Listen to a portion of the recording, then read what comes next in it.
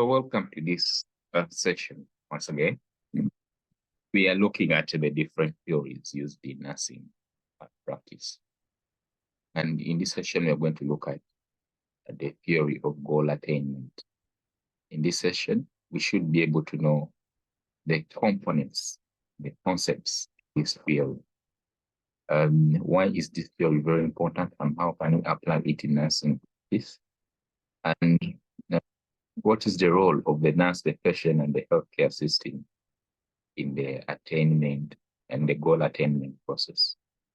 We shall also look at the four interacting systems in the theory, and then look at also the role and the interaction, the role of communication and interaction in goal attainment and in nursing care.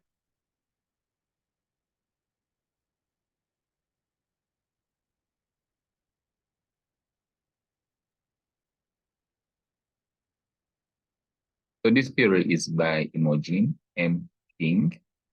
It focuses on the relationship between a nurse and a client. And it basically really focuses on achieving mutually set goals. This is to say that when we have a situation where a client meets a nurse, the two set up goals that need to be attained. For example, if let us say the client is feeling unwell and maybe is experiencing pain, the goal could be to reduce the pain. Okay, so for this goal to be achieved, there has to be communication, interaction. So this relationship that happens in this situation, and then a goal is set up by two parties to make sure that it is achieved, is what this theory is all about. So it looks at nursing as a process of action, reaction, and interaction between the nurse and the client. In this interaction, there will be information that is shared by the nurse and also by the client. And then both of them have different perceptions in this nursing situation. This kind of situation where you have the client, the nurse interacting is only we are referring to as the nursing situation. So overall, the nurse or the role of nursing is to help the individuals maintain their health and function effectively in their roles. What are the assumptions underlying the theory? One is that, of course, nursing focuses on caring for human beings, okay? And then that this care is directed towards individuals or groups, people. And then, of course, humans do interact with one another in a social system, but also with the environment as open systems. And then patients and nurses communicate information. They mutually set goals. It is the basis for nursing process. And then we move to patients perceive the world through interaction with the environment. So this is what we say, that the patients too come into this nursing situation with their own perception. And these perceptions are as a result of their interaction with their own environment. And then lastly, transactions. This is where a transaction happens in nursing, where we have active participation between the client and the nurse. And this active participation results into growth and development, which we are referring to as mutual change. So let's look at the propositions of the theory. when we talk about the propositions, we're basically referring to statements or assertions that express fundamental ideas and principles of the theory. And they serve as the building blocks of the theory and provide a structured way to convey its core concepts and relationships. So what we are going to see in this heading, propositions of the theory, are the things that really make up the goal attainment theory. What are those building blocks? What are those concepts that are really in this goal attainment theory? We have already highlighted a few things. We say that in a nursing situation, you have the client and the nurse. These people interact, they share information, they have their own perceptions, but then they agree on the goals that need to be attained in this kind of interaction. So that is the theory. But there are other concepts that are related to the theory that we need to explain and what they really mean. And that is what we are referring to as the propositions of the theory. So one, the interpersonal system. We talk about systems, actually three systems in the theory. The first one being the interpersonal, and then we have the concept of social systems, and then the open systems. So what do they really mean? With the interpersonal systems, this is about interaction with other people. Okay, so the theory focuses on interaction and relationships between the nurse and the patient as interpersonal systems. Okay, every time we refer to interpersonal is when we are referring to interaction and interaction with other people. And this interaction, of course, involves developing and maintaining relationship with these other people. So in this case, we're basically referring to the nurses and how they create relationships and interact with patients as interpersonal systems.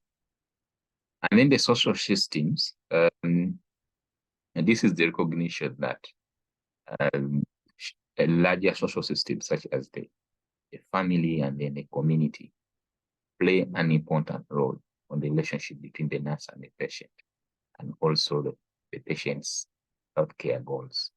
So this is the recognition there about the influence of social systems or social factors on attainment of health, okay, or on the perception of illness and other health-related behaviors. And then we look at the open system. The open system, this is basically about human beings being considered as open systems who communicate or even interact with the environment and actually adapt to their environment. And then mutual goal setting. Here, the keyword here is mutual, is that both parties to this nursing situation have to agree on the goals, how to achieve them in order to have better health outcomes. Okay, so the nurse cannot set their own goals and then impose them on the patient. They have to sit down and then agree on what needs to be done and what needs to be achieved. And then we have role of perception. Patients perceive and interpret the world as a complete person, okay, which influences their interaction and transactions with the environment.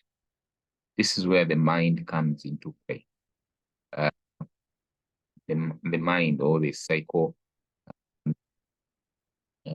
psychological component of how we interpret illness, okay, or even health.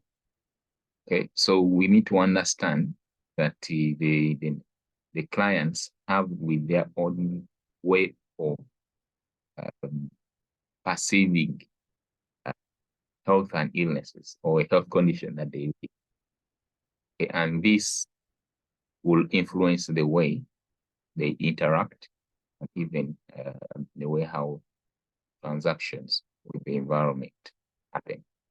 When we talk about transactions represent life situations where the patient and the thing being perceived actively participate. Okay, the interactions lead to changes in both the patient and the environment.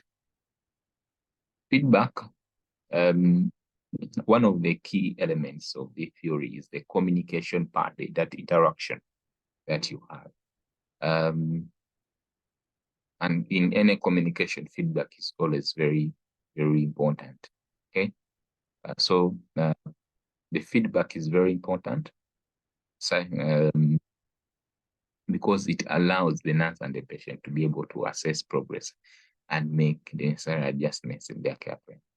Okay, so when the nurse provides care, let us say to manage pain, and then the nurse can assess the pain, reassess the pain to see if there has been improvement. Okay, that kind of feedback is one of the things that are very important in this field. The role of the nurse, therefore, in this theory is about enabling the patient achieve the mutually agreed upon goals.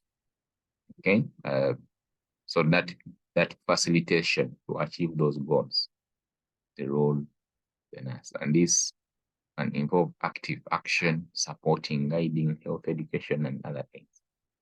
And then we have space and time. This interaction occurs at a particular time in a particular geographical place. And that's basically what we are referring to. And then the health systems, this is basically to recognize the fact that this interaction happens within healthcare organizations, which are basically part of the overall healthcare system. And the healthcare system has a very important role in influencing the interaction between nurses and patients. Okay, so what are the major concepts or sub-concepts? Some of these are actually things that we have already explained, but again, we'll go through them. Nursing is basically this. The nursing, according to the theory, is about focusing on action, reaction, and interaction. Okay, and then whereas health, it's the dynamic life experience requiring adaptation to internal, external stressors. And then the individual, this can be the human being, social being that really communicate their thoughts, action, and beliefs through language. And then the environment, which we basically refer to as the internal or external environment that interacts with human beings. And then action and reaction, these are the as a result of consequences of mental, physical behaviors. Okay, so we've already explained those systems. So here, we are explaining other key terms. Perception, which we said is what one has their representation of the reality. Communication, the exchange of information, and then role and the behavior is expected of a person who is in a particular social position. Stressors that we talked about earlier on are things that cause disturbance in the interaction between the humans and the environment. Okay, so where can we apply the theory? This theory is the basis for documentation, especially in what we call goal-oriented nursing. Documentation is very important in nursing because it's evidence of provision of care, but is also can be used to track progress that has been made and whether there is need to change the plan or not if there's no progress made. Okay, and then the same theory can be used in education. nursing education in development of curricula for different universities and schools. This is very important because not all programs are similar. Programs are designed, or educational programs or nursing programs are designed to meet particular goals, so that the graduates of these programs have particular learning outcomes or competencies that are required. So you need, in designing this curricula, you need to set the goals for the training, that the training is really focused on making sure that the competences are mastered by the students. Okay, so we can use the same theory in conducting research and therefore generating. Okay, we look at the strengths and weaknesses. It's easily understood. It demonstrates logical sequence and clear definitions, as I've just gone through them. And it relies on research, okay? There's evidence to it. However, it is not really very applicable in situations where you have patients not interacting competently. So the theory assumes that the patient will always interact with the nurse in expected way, but that may not be the case. And then development and growth as one of the key things in this theory may not be applicable for groups, family, or community nursing. And then there are also inconsistencies in the theory, especially on the assumptions and focus. Thank you. This marks the end of this presentation. If you have any questions,